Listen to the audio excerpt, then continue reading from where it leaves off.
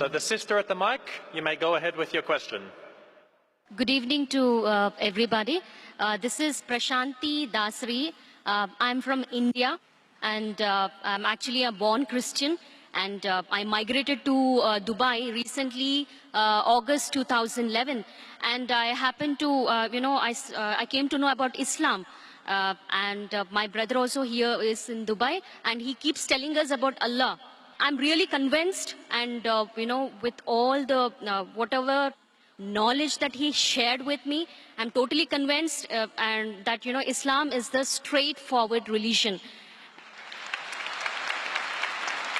And Allah is Alpha, He's Omega, He's the beginning and He's last.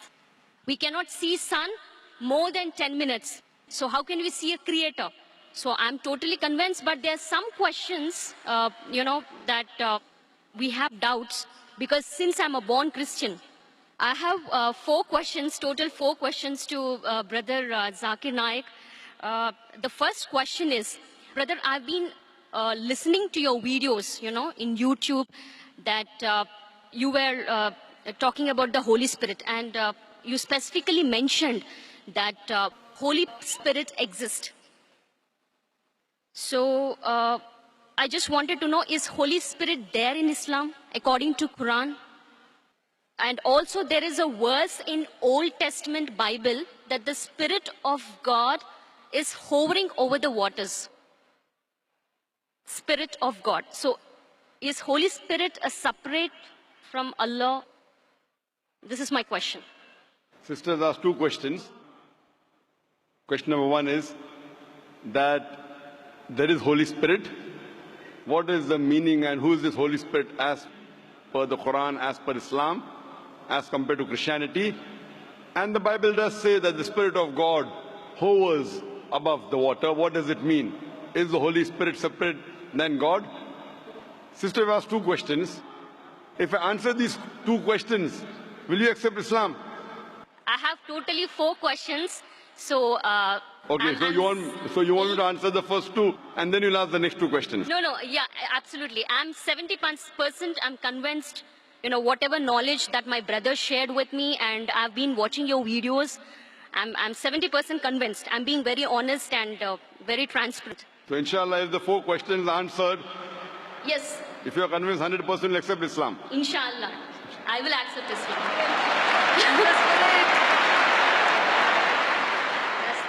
The sister asked 2 questions, and after she'll ask the other 2 questions. That the Bible does mention about Holy Spirit. What is the reference of Holy Spirit in the Quran?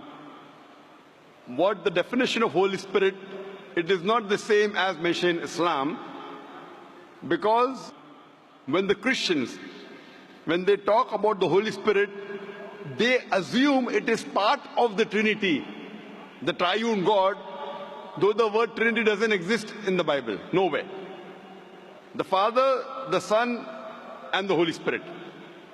When they say Father, they think about Almighty God, like a Santa Claus sitting in the heavens with the earth as the footstool. When they talk about the Son, they think about Jesus Christ, peace be upon him, like Jeffrey Hunter in the movie King of Kings, with blue eyes and good nose, not a polyp nose like a Jew. When they talk about the Holy Spirit, they think about dove that came at Pentecost, or when Jesus Christ was being baptized. What is the Spirit that's mentioned in the Quran? What I believe is Quran talks about Archangel Gabriel. You are one of the angels sent by Allah subhanahu wa ta'ala, and one of his roles was to get the revelation to Muhammad sallallahu alaihi wasallam. And many other roles he has got. So we believe in the Archangel. So like that, if you say that there is a Spirit, we have no problem. But he's not part of the triune God. And both are separate. The angel, the Archangel Gabriel is separate than Allah subhanahu wa ta'ala. And the Spirit even mentioned in the Bible is separate than Allah subhanahu wa ta'ala. They aren't joined. This is the teaching of the church.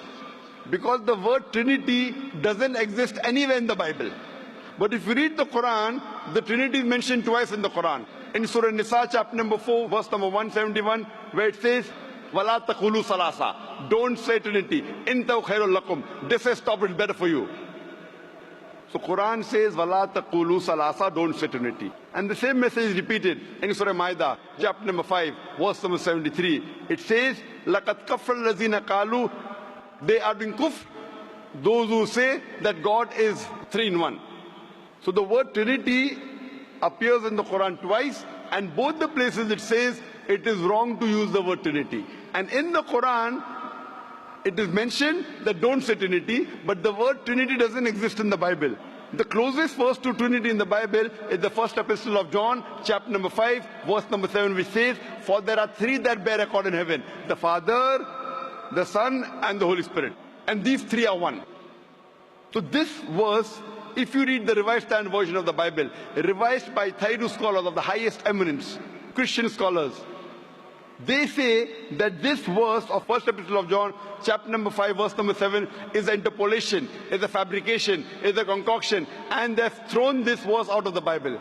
So the verse in the Bible that was not talking directly about Trinity, but the closest to Trinity, is thrown out by the scholars of Christianity as a fabrication, as a concoction. So but naturally the Spirit and Almighty God, they're two different entities, they're not the same.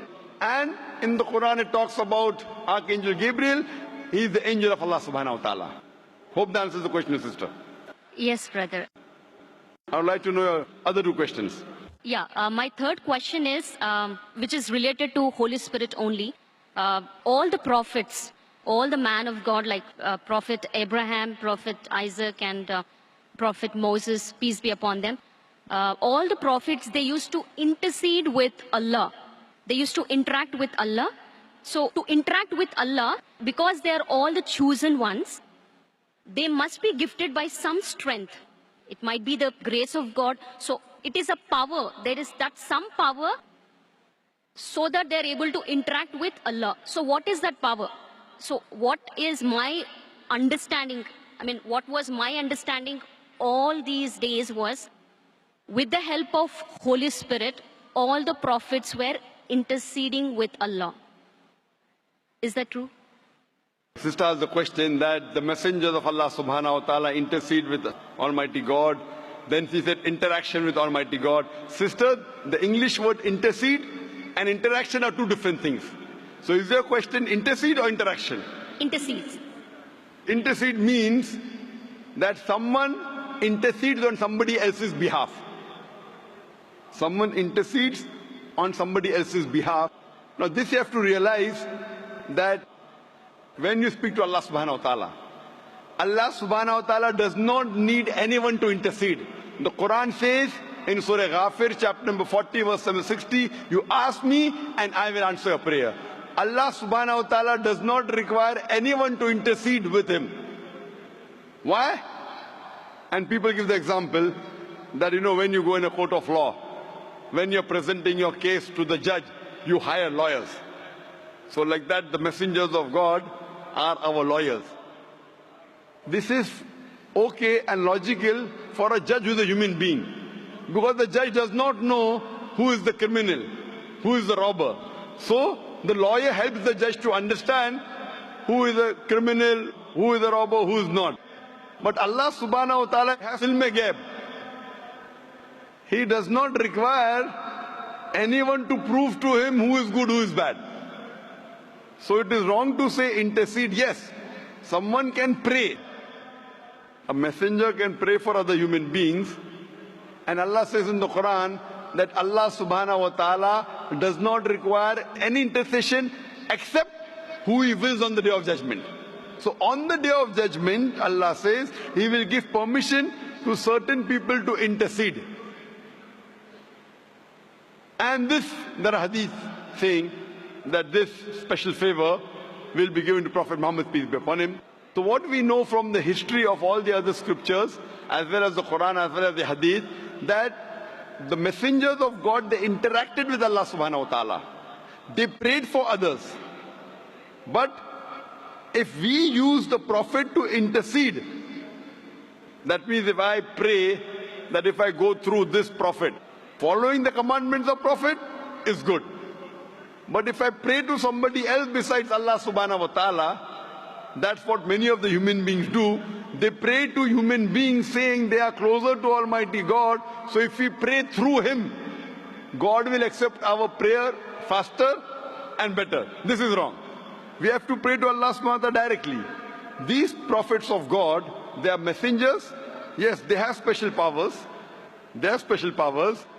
They can speak to Allah subhanahu wa ta'ala. And Allah subhanahu wa ta'ala chooses certain men amongst men, chooses certain men to communicate His message to the other human beings.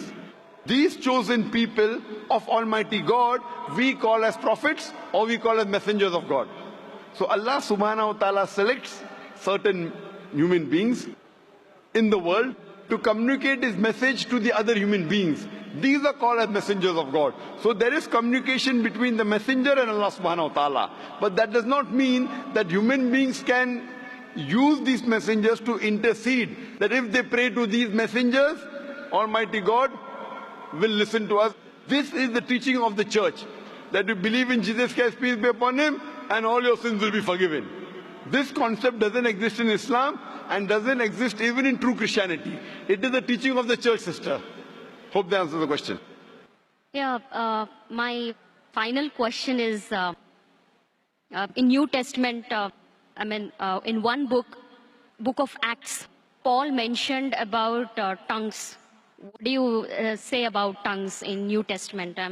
According to Islam, is that it's totally eliminated, it's not there, or the gift of tongues existed at that time? Sister asked the question that Paul said about tongues. If you give me the reference, I'll be in a better position. There are many things mentioned in the Bible about tongues. There are many verses in the Quran which speaks about tongue. If you give me the reference what you're talking about, I'll be in a better position to reply to you. But generally, there are many statements in the Bible talking about tongues. And also says, if you read the Gospel of Mark, it says that anyone who is a believer, he will be able to understand foreign tongues and speak foreign tongues. That means if you are a believer in God, then you can understand foreign languages and you can speak foreign languages. So that's what I did when I had a debate with Dr. William Campbell. I gave him a 100-rupee note. And the Indian 100-rupee note, as you may be aware, since we have got 22 official languages, I read in English 100 rupees, Hindi says 100 rupiah. I asked him to read the other 20 languages, if he's a believer, and he could not. There are many references in the Quran talking about tongues. If you read the Quran says in Surah Rum, chapter number 30, verse number 22, that Allah subhanahu wa ta'ala has created the human beings in different colors and tongues so that you should recognize each other, so that the men of understanding will understand. Furthermore, the Quran says that on the day of judgment, your tongues, your organs, your hands, they will be witness for you. What you did right, what you did wrong. There are various hadith of the Prophet talking about the tongue. So there are many references in the Quran talking about the tongue. There are many references in the Bible that talk about tongue and how to test a believer. Hope that answers the question, sister. Thank you. And my final question. Okay, I have a Muslim friend and he suggested me to read Bible Old Testament. Okay, he specifically mentioned to go through the Old Testament in Bible, and then he said read Quran. But as you mentioned specifically, that Quran is the final revelation given by Allah. So as a Muslim, what do you suggest me? Because my friend, being a Muslim, he said, follow Bible, Old Testament, and then read Quran. So, sister asked the question, that one of her friends told her that first read the Old Testament, then read the Quran. Sister, it's not the must. If there is something like the Old Testament and the New Testament, then there's something like the last testament, the Quran. So when the Christians say Old and New Testament, this is the last and final testament of Allah subhanahu wa ta'ala. Now, I am asking you the question. Suppose you have different versions and editions of a book. For example, you have gone to a medical college. I was in a medical college, Professor Keith Moore wrote some books. And his book had first edition, second edition, third edition. So would you read the first edition or the latest edition? Of course, I'll go for the latest. Latest, correct. Yes, if you really love the first edition, I'm a fan of the first edition, then I said, no problem, read the first edition, then read the last edition. So if you're so much hooked on to the Old Testament, and your Old Testament is close to your heart, then the Quran says in Surah Imran chapter 3 verse 64, Ta'alaw ila kalimatin sawaim baina bainakum. Come to common terms as been assigned you. Then I would say that if you're so much hooked on to the Old Testament, no problem, read the Old Testament, then read the Quran, at least agree what is common. And when we read the Old Testament, New Testament and the Quran, we come to know that the thing that is common in these scriptures is that there is one God and He deserves to be worshipped. He has got no image, He is not begotten. It further says that Jesus Christ, peace be upon him, is not God. And both the scriptures say that the last and final messenger is Prophet Muhammad, peace be upon him. So sister, now are you prepared to accept Islam? Of course, yes.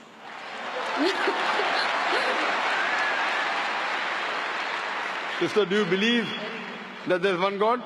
Yes, I believe there is only one God. Do you believe that Jesus is not God but is a messenger of God? Yes, I believe Jesus is a messenger. Do you believe Prophet Muhammad is the last and final messenger? Yes, I believe Prophet Muhammad is the last and the final messenger.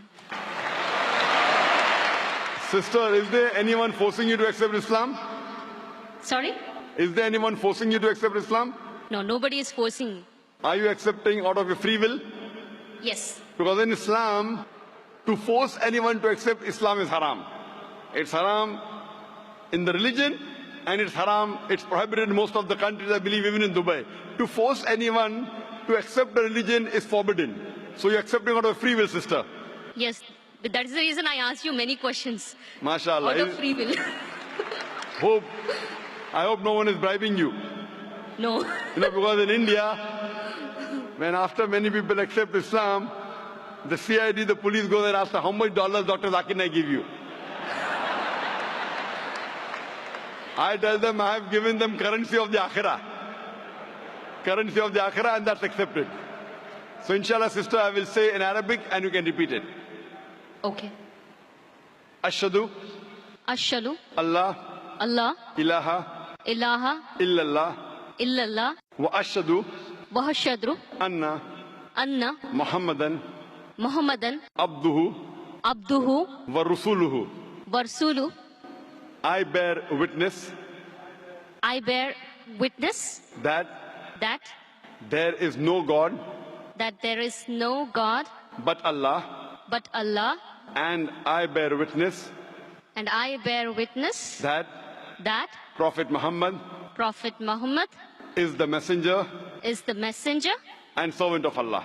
And servant of Allah. MashaAllah, sister, you're a Muslim. Yeah. And may Allah subhanahu wa ta'ala accept your effort.